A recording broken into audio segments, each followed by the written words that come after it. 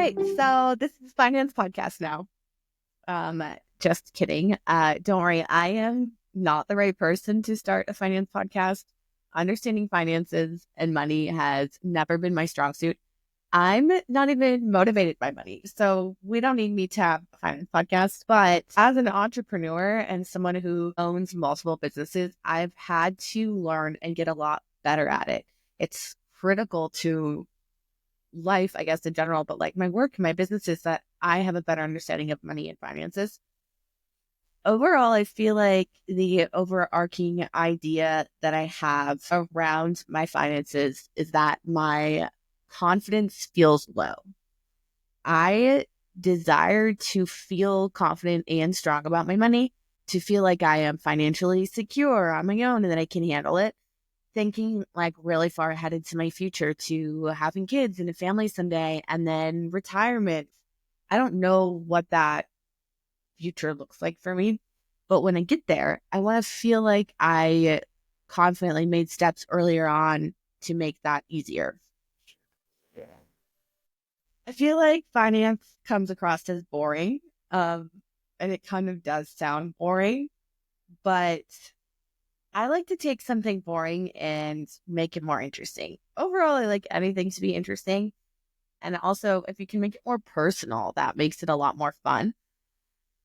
But when I think about it in terms of investing and the impact it makes on my ability to grow my businesses and have the future that I want, that's where I feel like it's interesting. I want to learn more and have this knowledge for my future. So I sat down with my financial planners at Sovereign Wealth Management to have a conversation about investing, finance, crypto, the market, what to look out for in 2025, and how to set yourself up for a financially secure future. Some of these questions are personal that I wanted to ask, and some of them are things you guys were wondering about, and some of it is just generally looking at the landscape. So they are the experts here. But I wanted to bring in my relatable position and perspective as a young woman who is building her confidence in this area. I own businesses. I'm, single on my own, like responsible for my money. Like this is a big part of my life. And I think a lot of women and young people desire to gain more confidence and knowledge in this area for themselves as well. In terms of building my confidence around finances, I've really thought about what do I actually need to do that? Given it's a topic I don't know a lot about and it's intimidating, what things can I bring in that will actually make a difference here? And I really felt like two things could make the biggest impact. One of them being gaining more knowledge on the topic of finance and money and investing and all of the things. I really feel like knowledge is power. And when we work to learn and gain understanding, we have so many opportunities. While it is power, I feel that it helps build confidence. While I feel that knowledge is power, I also feel like knowledge helps gain confidence. When you feel powerful in an area and you feel like you can handle things, your confidence is going to build. Another like an example of this that like the girls will understand is like makeup. We all have to learn how to do our makeup at some point. And if you feel like you aren't good at it, but you want to feel more confident in it, learning how to do it and practicing is what builds your confidence. It's not something we just know. It's something we've had to learn how to do and get good at with practice and building our confidence. So I believe that our personal finances and many things in life are the same. Anything you want to like think about, personal finance, makeup, cooking, exercising, going to the gym, writing. Maybe you'd like to paint, but you're not very confident in your painting skills and you want to improve it. So you have to practice and you can learn about it. Learning more about a topic will make an impact in your life. So I believe that our personal finances are the same. And in my position in my life, it's also business finance where I'm trying to do the same things, but they overlap quite a lot. The more we ask questions and absorb the information, the more we will learn. The other thing that I felt was a key to building my confidence around finances was finding help and guidance that I trusted.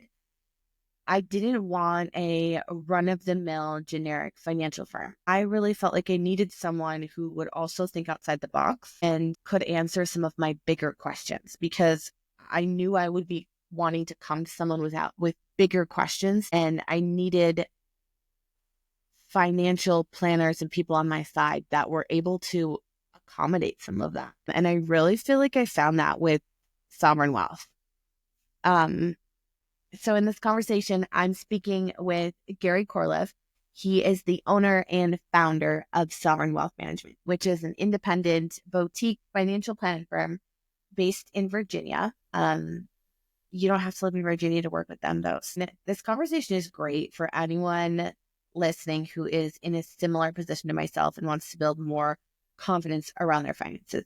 It's also great for anyone else who is looking for a financial planner in general or wants to move outside the box and have more in-depth conversations about their finances. You really get to learn a lot about Gary's perspective during this conversation, but also Sovereign Wealth Management as a whole and as a business, what their strategy is. So if you're looking for that, you can really gain confidence in who they are as a business and as a company as well. I've listened to this conversation several times at this point, going back and editing it. And every single time I pick up on something new or I understand the topic in a different way. Like I realized I didn't get it the first time and now I have a better understanding. It was a really valuable conversation for me and I hope that it is for you as well. So enjoy. I felt like having this conversation made sense because I get these questions, and especially if your audience is a lot of young women, a lot of times there's also a trust issue sometimes coming to advisors. There's a feeling of a bit of an intimidation, just even asking the questions. Mm-hmm. And felt like maybe you would be a great resource because obviously you have an audience that trusts you and they're not afraid to ask you the questions. So. Mm-hmm. Yeah, I think for me, I mean, definitely that's where I've been in the last year is kind of building that confidence around it, building a confidence around finances. I don't know everything and I'm never going to, but just understanding things more and making sure I'm kind of set up. And I feel like that is a really common theme for a lot of people, women, but just anyone who's just not sure, because it does feel really intimidating when it's something you don't know about. But we kind of have this like, I should know what I'm doing because this is my money and it's important and it's valuable and it matters. And I think a lot of it is just the knowledge behind it, is just learning it, but also it is trusting someone who can help you. I think there's a lot to it, but I think just understanding it better. If you have more knowledge about it, your confidence is going to be so much higher and makes a big difference. So any little bit that you learn kind of makes a big impact for it. For me, owning a business, that's definitely a big part of it, is learning it for that perspective, because not only am I managing my own money, but I have to manage a business's money and figure out what to do with it. So learning anything I can from your perspective on that makes a big difference as a business owner, like what's available to me in terms of financial planning. Sure. Well, why don't we start there then? So if we're looking at the business and financial planning in terms of a business, of course, if it's a business which is something you're doing on the side and you have other income coming in, whether it's from a partner or from another full-time job or part-time job, then of course that makes a business easier. Of course, business, it's all about growth. You're creating a business because you're providing a valuable service to someone who is willing to pay for that service. And from being a business person myself, the hardest thing is getting those clients, getting the word out about yourself. And until you have that clientele or that group of customers, which is willing to provide that revenue stream, that's really the hard part. So you're not really even thinking about investing anything in terms of your assets, which you have built up, because the business really doesn't even have that yet. I mean, there's a few lucky folks that have the money or have investors which have provided them with a nice, steady cash flow stream for them to live on while they are building their product and creating a product market fit. But this really often turns into a discussion about business strategy. Because once you already have the money and you already have so many clients and they have such strong cash flow that you have extra money that's going into a investment account, which belongs to the business. That's already the easy part. So if you're talking about you're in the part where you're in the growth phase of the business, where you're still building out the business so it's sustaining itself, that's more of a strategy discussion about the business itself and not around the investing the cash flow that the business is bringing in. And of course, that's the hard part. The hard part is building the business itself, is executing the plan. And so as a financial planner, it depends on what kind of a financial planner you're dealing with. So one of the big reasons I left Morgan Stanley, so I started with Morgan Stanley and then worked with Merrill Lynch. I had an offer from Charles Schwab. I went with them and then worked for about 3 to 4 years for all of those firms, 2 to 4. And I realized that the bigger firms have a very narrow focus. They want you to do a kind of a highly standardized template of how you work with clients, and it's more investment focused. What I realize is often investors and business people, they have questions regarding strategy, which is exactly what you're discussing, where you want to sit down with somebody who's knowledgeable about finance and business and just have a back and forth, game out a business plan and think about what's going to work marketing wise, what's going to work cash flow wise, what's really sustainable, how much should you be spending on marketing, how much should you have in savings before you even think about starting a business, should you leave your job or should you get investors, should you do it all on your own, which is called bootstrapping. And a lot of financial planners don't even get into that because a lot of them, if they work for a company, they don't even know what that is. They just have a very standard template. They're not business people themselves. Myself, having a boutique or independent financial planning, wealth management firm, I'm a business owner myself. So I delve into those topics with clients and they tend to enjoy that. So that's a lot of times why I have business people as clients. And so that's what we get into. We get into business strategy. Again, that's almost like a counseling session with a therapist, but not really. Obviously, we're not talking psychology. We're just talking business strategy, where you talk about what you're trying to get from the business, and then we game that out over hours or over weeks even sometimes. I think that's something that I noticed about your firm right away is that it's not standardized. It's kind of boutique, as you said, and you're doing things a little differently. Like, I feel like I can bring up those topics and yeah, I'm not hitting a blank wall. I can actually get a little bit out of it, which is nice. If a business has kind of done all this, strategized a little bit and they're there, say they do have the money coming in and there is some extra and it's kind of set up already, what can they do? You said you can invest it. Is that the same as, like, say I have my personal investment account? Do you do the same thing with the business money, or are there like other things you can do because it's a business? Well, the strategy for a business is often very different because the time frame for the money is very different. So if you have a business, you may have a need to use that money, let's say 2 years from now, to make an acquisition of another company, or depending on how big the business is, or you may need that money for a marketing expense a year from now.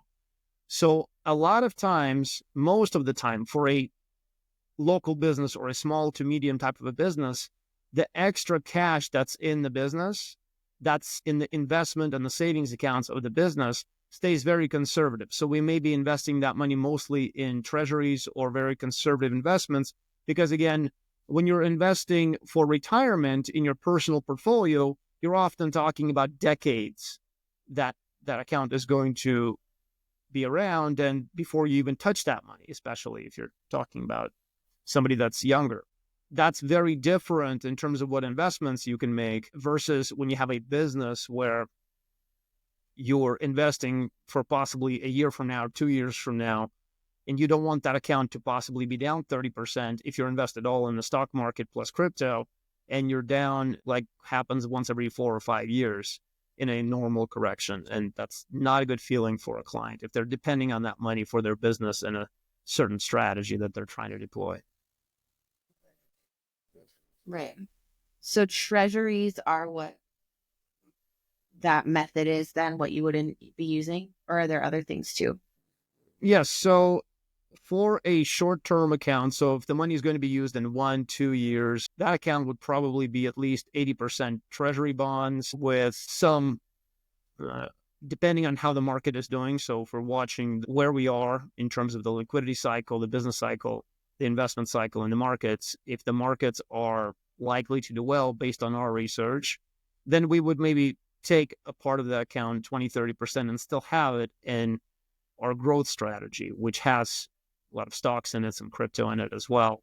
And that way we're getting some extra growth. But if we have a downturn, you're not going to feel it the same way that you would if everything was invested or it was much more of an aggressive portfolio like your retirement account maybe. Right. Hmm. Um, you mentioned crypto. Can we talk about crypto?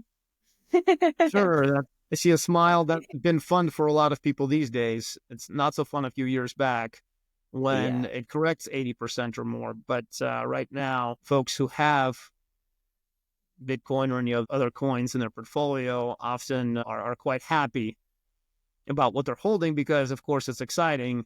It's almost like a casino where the odds are in your favor versus the other way around. But it's still really fun because it jumps around a lot. And when it's going up, it feels good and it feels like you're making a lot of progress.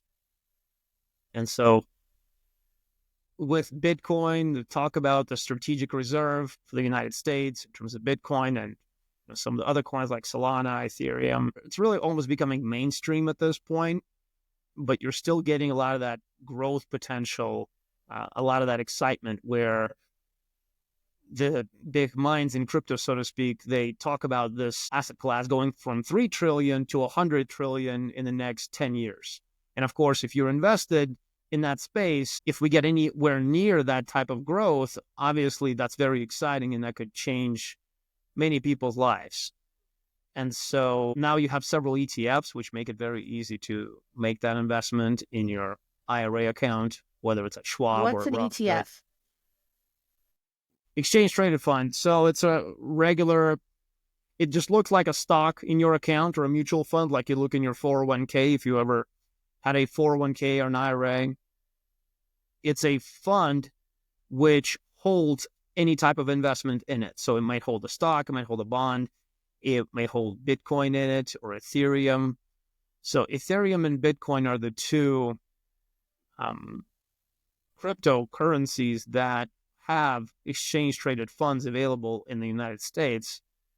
So you can just buy them in your regular investment account.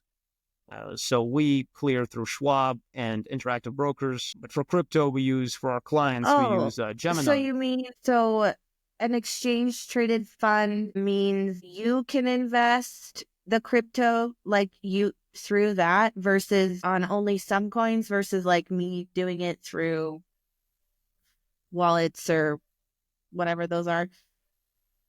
But it's only certain coins. So there's only 2 coins available in a regular traditional investment account. And the type of account that people have had for decades at a investment company like Schwab or Robinhood, where you just go in the same account where you buy stocks and bonds, and let's say your mutual fund from Fidelity or Vanguard, like the Vanguard Total Stock Market Fund or something, which is very popular because it has low fees. That same vehicle, so that Vanguard Total Stock Market Fund, that may be a mutual fund or an exchange traded fund, an ETF, depending on how you buy it. There's both available. Also, there are exchange traded funds which hold Bitcoin and Ethereum. And there's probably going to be several others approved this year for XRP and for Solana and a few other coins probably down the road, maybe Dogecoin as well. Now, as you can see, that selection is limited. But that's important that these ETFs exist for crypto because most investors are familiar with those types of accounts. Whereas the traditional crypto native platforms where you're using wallets or you're using an exchange which trades different types of cryptocurrencies, hundreds of them, like Coinbase or Gemini or Kraken, that's a different story It has a similar look and feel to the Charles Schwab account that you may be used to, or your Fidelity account, or Robinhood. But you can trade many different cryptocurrencies there.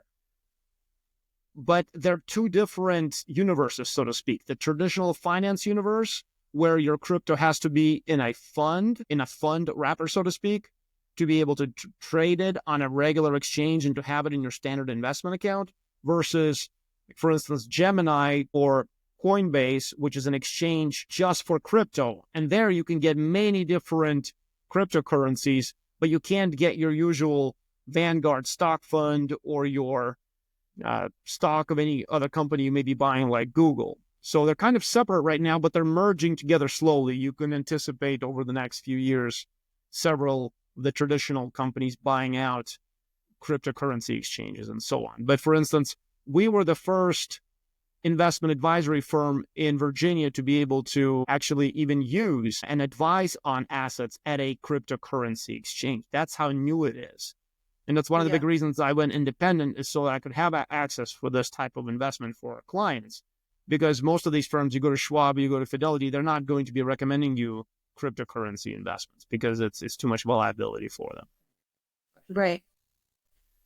So you can, at Sovereign Wealth, you'll invest in the cryptos that are in the ETFs, but you also invest in, like, not the coin itself, right? Like Well, yes, you can invest in. So if we have a client who is interested in crypto especially, and not just Bitcoin or Ethereum, those two we can buy at a Charles Schwab account or Interactive Brokers. We don't need to open up a special crypto-only account, because those are traded as ETFs in a regular account. If we have a client who's excited and interested in crypto and wants other coins, other cryptocurrencies except those two, then we open up an account through a crypto native platform like Gemini, and then we can buy all the other currencies, whether it's Chainlink, again, XRP, Solana, SUI, and so on.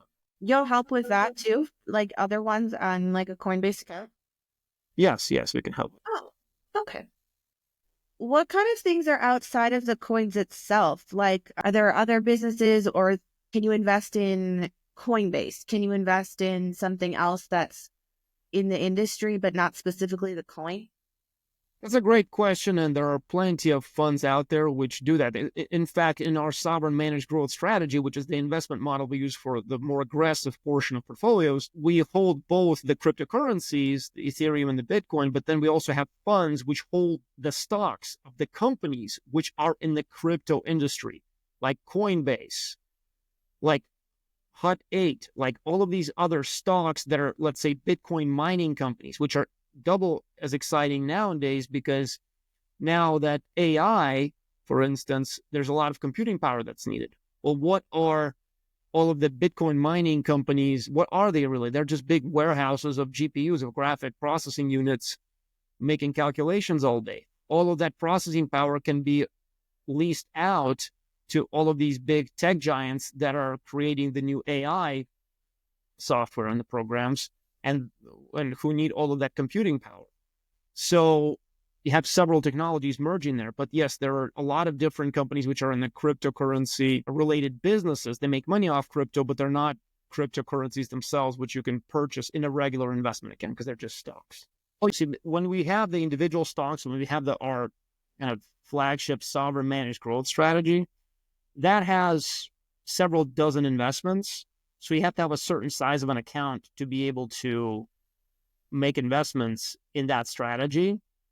And then we have another strategy, which is ETFs only. So it has exchange traded funds. There's less of them because they're more diversified.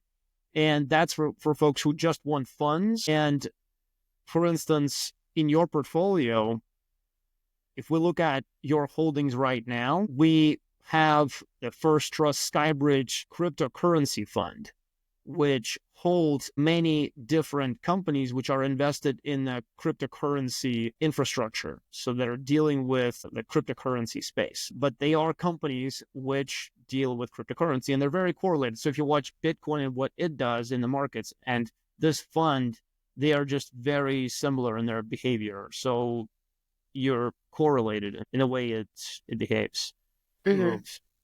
Yeah. Okay. It's also interesting. I mean, I haven't looked at any of the coins today, but I know that, they've been doing so well. I don't want to get super political, but I am really curious about your stance and as a business, like going into 2025 and where crypto is right now, and we have a new president, what to be looking at, what to be watching or considering happening with just like the landscape having changed so much. Sure. So with cryptocurrency overall, really the president, no matter how important the president themselves think they are, as far as investment and the business cycle and the liquidity cycle, which is most important these days, they have very little to do with that. So whether you like the president or you don't like the president, most of what happens in the news around presidents and the presidency and politics has little to do with how the market behaves. What matters these days, really since the global financial crisis, when the whole financial system became unsustainable on its own, it has to have constant injections of liquidity for it not to crash.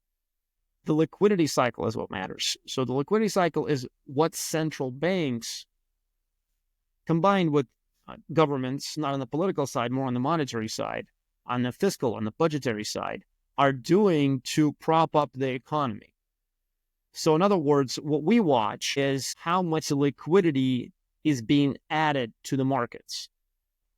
Because if you look at charts since the great financial crisis, or even to an extent before that, the stock market is very closely correlated to the increase or the decrease of liquidity in the market. So you could look at it like a party and there's a punch bowl, and the more money or liquidity is being added to the financial system is like more alcohol being added to the punch bowl. Everybody's having a great time. The market's going straight up.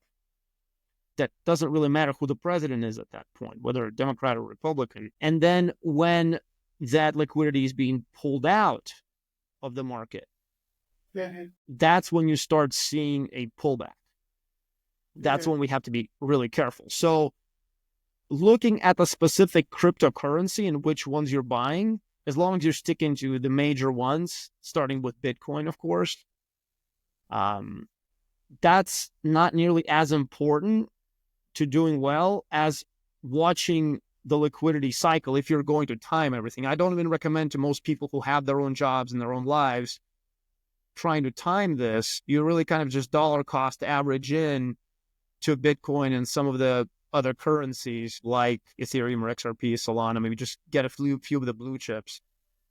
But if you are looking at somewhat, at least, protecting yourself from downside risk, when you start pulling back, paradoxically, is when everybody's at their happiest, and every Uber you get into, the driver's talking about how much they're making in crypto, and they're about to quit their Uber driving because they are making so much and they're going to buy a Lamborghini.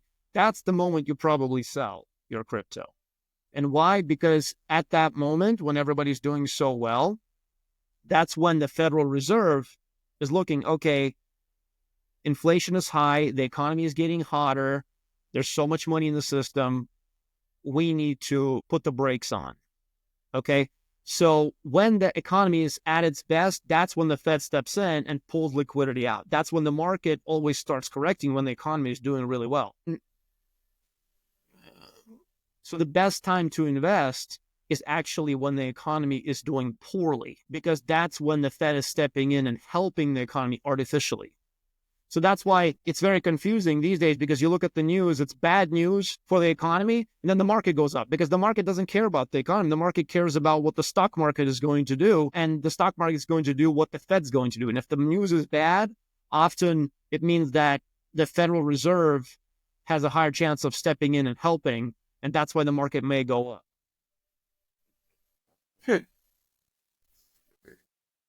So right now, if we're gonna like make it just smaller, right now with Bitcoin doing really well, or all the coins, Bitcoin. What specifically happened that triggered, if it's not political, as so many people think it is, what happened that kind of triggered things to just do so well? Assuming it is going to come back down.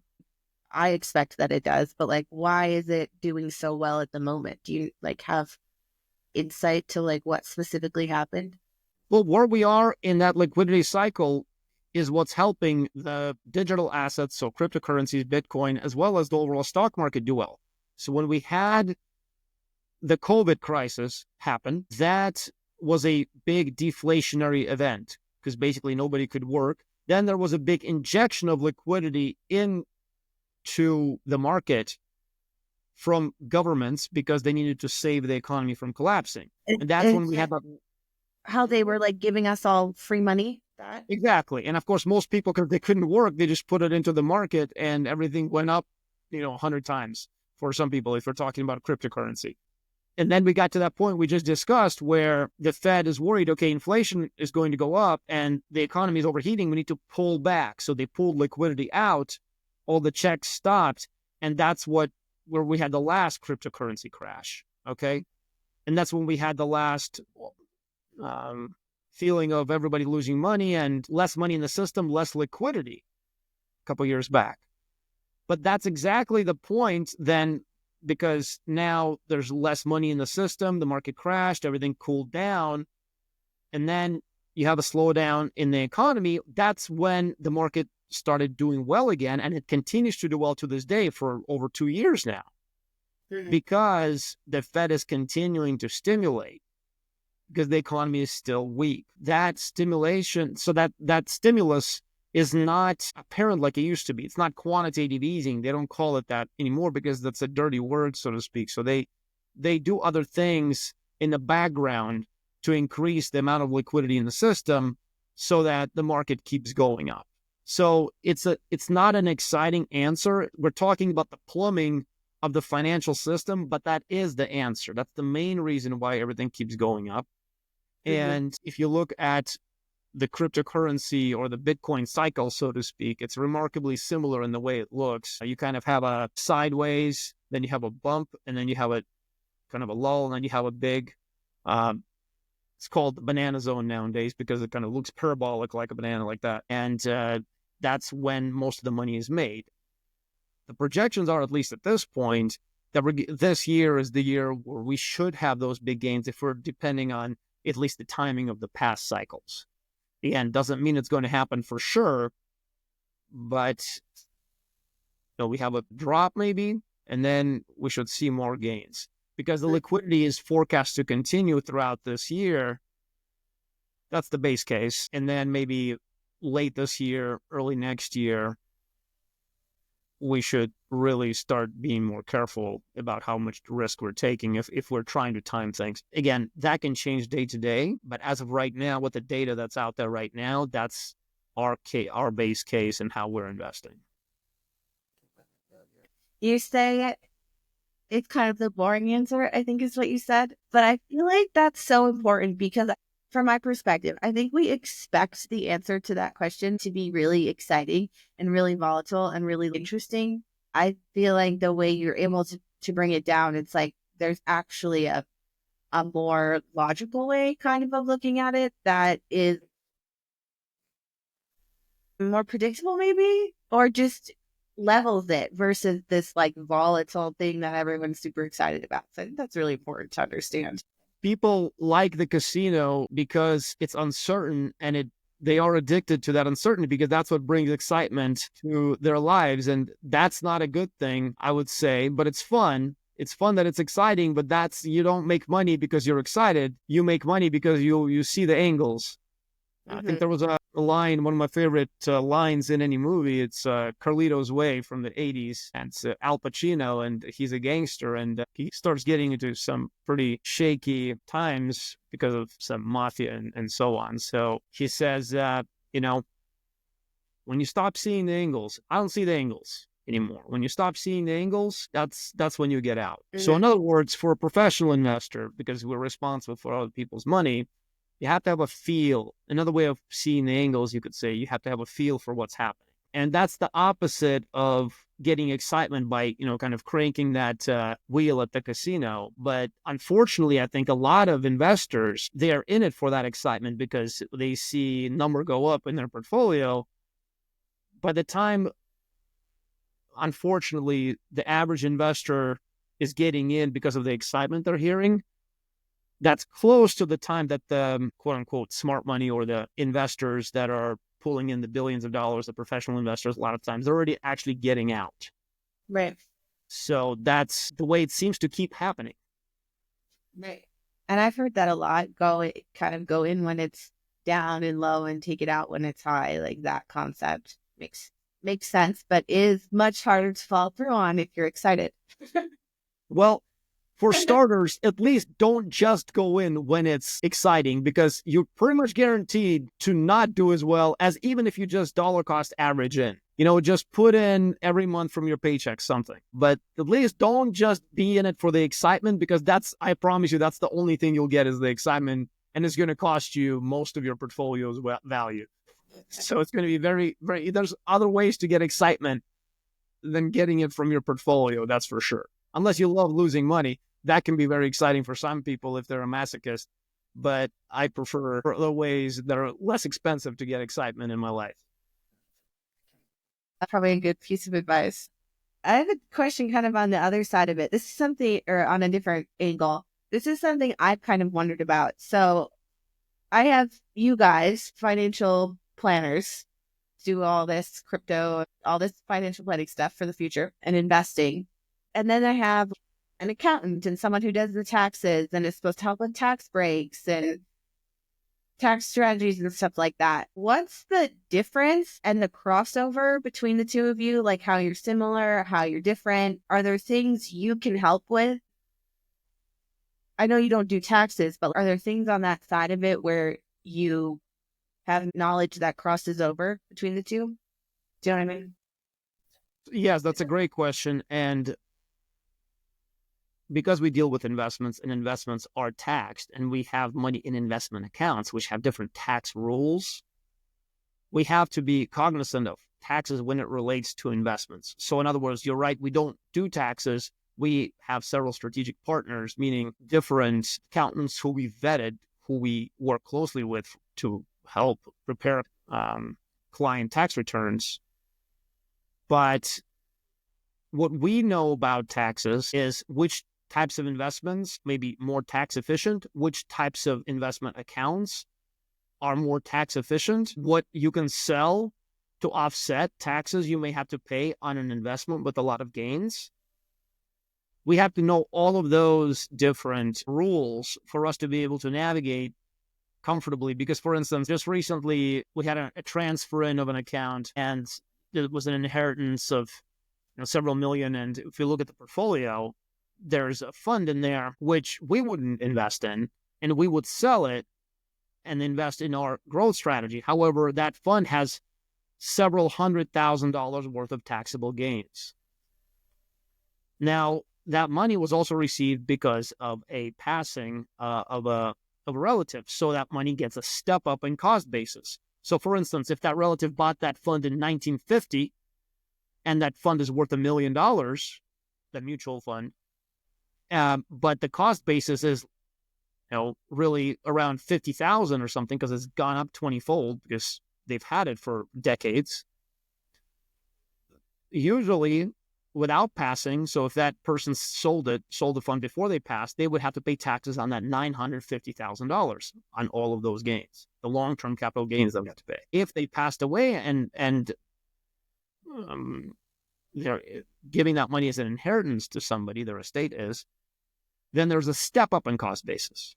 So that step up in cost basis means the cost basis gets adjusted to the value or to the price of that fund, of those shares, on the date of death. So now all of a sudden, the person that's inheriting doesn't have to pay any taxes anymore. But you have to make sure as an advisor to update that cost basis, or it could really hurt the investor. Now, this client, because it's been several years since they inherited the funds, there was still several $100,000 in gains just from the last couple of 3-4 years. And we can't sell that fund because she doesn't have anything to offset those gains. Because if we sold that fund, then she would have to pay like $60,000-$70,000 in capital gains tax. And she would be very unhappy about doing that. And if we had some losses on another investment, then we could offset those gains with losses by selling it something with losses. But in this case, we can't. She doesn't have anything with losses. That's a good problem to have. So that's just an example. Can this person take that out and put it in something else and not have to pay the gains? I think like with real estate, if you sell something and you make money, you have like 30 days or something to put it back into new real estate, and then you don't have to pay the gains on it or something. Does that work with what you're talking about? Well, that's actually a great question. And for most investors, that is not the case. So in real estate, that's a 1031 exchange. In regular investment accounts, that's not possible. If you sell, you're going to pay capital gains tax. Now, several years ago, there was something new that was created called opportunity zone funds. Mm-hmm. And the government, some Silicon Valley folk got together, they have a lot of money and they have a lot of gains, and they said, well, how do we stimulate investment in underprivileged communities? Well, we are going to set up a structure where if somebody has a bunch of capital gains and they invest in this fund, which creates businesses in underprivileged communities, whether it's real estate or some type of business which hires a bunch of people and is actually in one of these opportunity zones, which are designated by the government to be opportunity zones, then the money in that fund after several years, it's not going to have any capital gains tax on it when you take the funds out. Over 5 years, 10 years.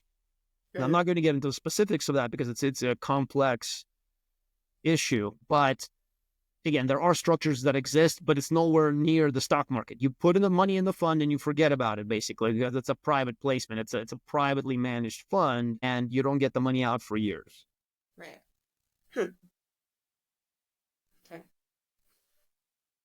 I just want to kind of like round it out, looking ahead right now. Like if you could give someone 3 pieces of advice, like what to do regards in 2025 or whatever in general to set themselves up for a financially secure future, like what would you say? Just those 3 things. What are they? So most importantly in investing, and when somebody doesn't have much, usually when they're younger and they're really kind of spry and aggressive, they're thinking, okay, and especially I get that with the guys, because I'm a guy myself and I know what that's like when you're in your 20s and you think you know everything. It's always about what investment can I make because I'm smarter than everybody, and it's going to go up 1,000%. I'm going to be a millionaire, and or even 100%. When the average for the market, if you just invest in stocks, 10% per year or something like that. The main thing by far to investors and to your success as an investor is how much you put away on a regular basis into your investment account. It's not what you invest in, it's how much you invest. Okay.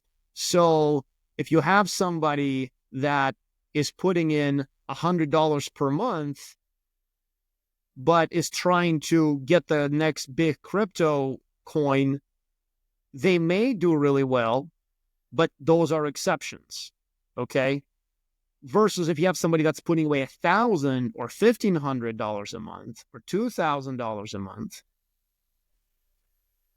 they're not really worried. They maybe just are trying to be defensive and just do middle of the road, some type of a indexing strategy, or they work with a professional like us, or they work just through a discount brokerage, just to try to save on fees and just do the middle of the road investment fund in the stock market. The chances are that the person that's investing more and not trying to be smart and outsmart everybody by picking the right investment, that's the person that's going to do much better. Buffett recently said, Warren Buffett, one of the wealthiest investors, him and Charlie Munger, who are both very wealthy, they had a third partner who decades ago he went bankrupt and he was no longer able to sustain the partnership. And Warren Buffett stated, our friend, he was a very smart guy, but he lost all his money. And the reason he lost all his money is because he was trying to get rich quickly. Charlie and I, we understood. We knew that we were going to be rich. We were just okay with it taking decades to happen. He wanted to get rich quickly, and he over-leveraged. He took too much risk, and he lost all his money. And, this is not a charity, so he was out. So that's the lesson. That's the most important. Start putting in as much as you can, as soon as you can. And don't try to be smart about it. Just try to be smart, just not outsmarting everybody else, not smarter than everybody else. That's the key. Okay. Is that one? That's one. All right, you're right. That's all I had. I was so impressed with my answer that I had to think. It is a really good one. So next, of course, you have to have a balance. I think if you're a really hard worker and you're doing really well, and you still have to have at least an hour a day to kind of rest.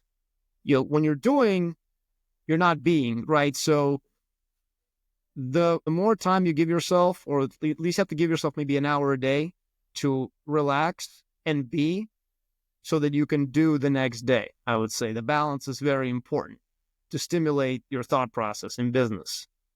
So when we're talking to our business clients, execution is the key.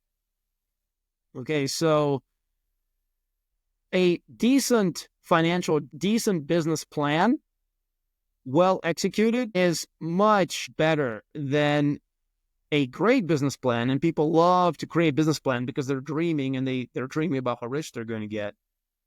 That's not well executed. Execution is the hard part, is the boring part, is the grind, right? So don't really focus on making a business plan which is 150 pages and detailed to the last penny. Just focus on how you're actually going to execute, because that's the really hard part, and that's the key. If you feel like you don't know the answer, what to do, it's okay to try to do some research yourself when you're doing investing online. ChatGPT or whatever. A lot of folks do that. They feel like they can do it themselves. But it's also okay to ask a financial professional. So if you're working with a company, you don't feel intimidated if you call around. You can get an advisor who's going to be willing to work with you, even if you don't meet the minimums. Often advisors work on an hourly basis as well. So for instance, when people come to us as a young family, they may not be able to meet our minimums for our full service suite, which is $250,000 for our full service approach, but they don't really need that because they don't have those complex needs. So they just may come to us and work with us on a consolidated basis. They just pay us per hour. We answer their questions like an attorney would, or an accountant would, or a doctor would. So that way you get your answers, you have clarity, and you have confidence in your plan, and you feel like you've invested something in it, you've paid for this advice, might as well keep on doing what you came up with. I think that's good advice and a good reminder. Got another one? Well, so, IRAs, all of that, 401ks, you'd be surprised how many people miss out on hundreds of thousands of dollars.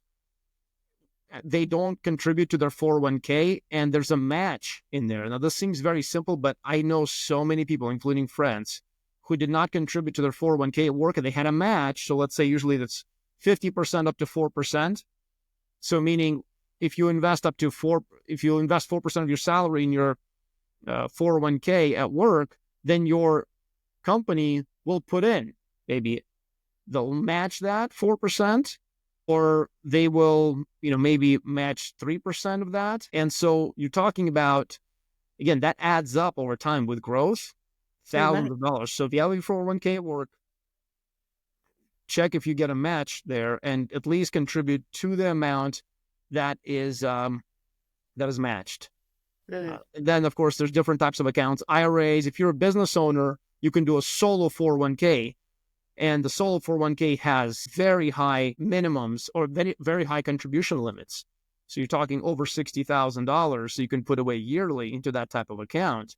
Then if you're making hundreds of thousands of dollars, you're cash flowing really well, you can actually do a solo 401k plus. On top of that, you can create a cash balance plan. Cash balance plan doesn't mean you're keeping the money in cash, but you can I have clients who have put away hundreds of thousands of dollars per year, tax deferred into those accounts, and that money is invested towards your retirement, and you're not taxed on that money until you withdraw it in retirement. So there are ways to really get a lot of tax deferrals. Health savings plans as well. Those are associated with high deductible health plans, insurance plans, but they're really the most efficient tax vehicle, but they're very limited. You can only use that money for health expenses. Right. So, Okay. as far as crypto, again, just like any other thing in life, stick to the basics until you get to know more. If you really want to really understand the space, just start. You can start with the big blue chip coins like Bitcoin. Ethereum is a big one. Solana, Chainlink, XRP is big. Nowadays is doing really well. That's really some of the big ones. Sui is coming up. I'm not recommending these. I'm just saying that's a place to start. And if you look at what happened in the tulip bubble in the Netherlands, the biggest financial bubble in history, where tulip bubbles were trading for as much as a house, why did it go up so much? Why did those tulip bulbs go up so much? Because you can use them as collateral. So they were financialized. So meaning you could take a tulip bulb to a bank, the bank would use that as collateral to give your more money to buy more tulip bulbs. Well, this cycle is the first cycle where Bitcoin is actually being used as collateral. That's why the old boring Bitcoin may actually be one of the better coins to invest in, at least for part of the cycle, even though it's already so big, because it's the only one that's still being used as collateral. So there may be a lot more demand for it, especially if it becomes a reserve asset for some countries, including the United States.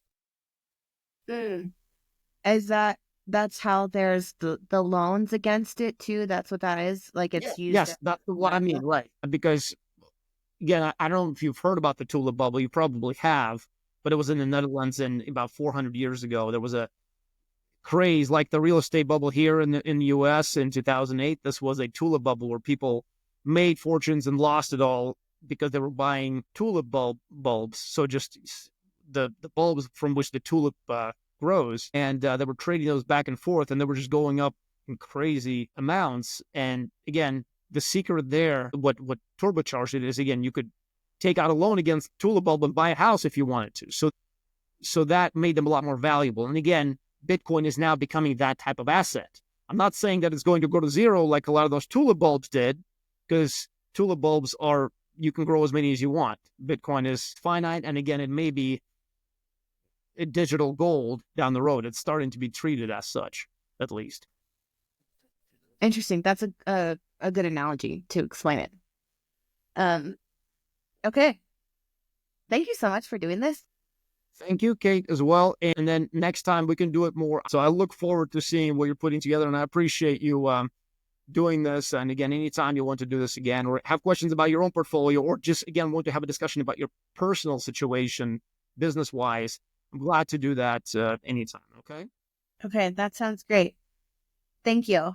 Sounds good. Okay. Thanks. All right. Thank you. Bye.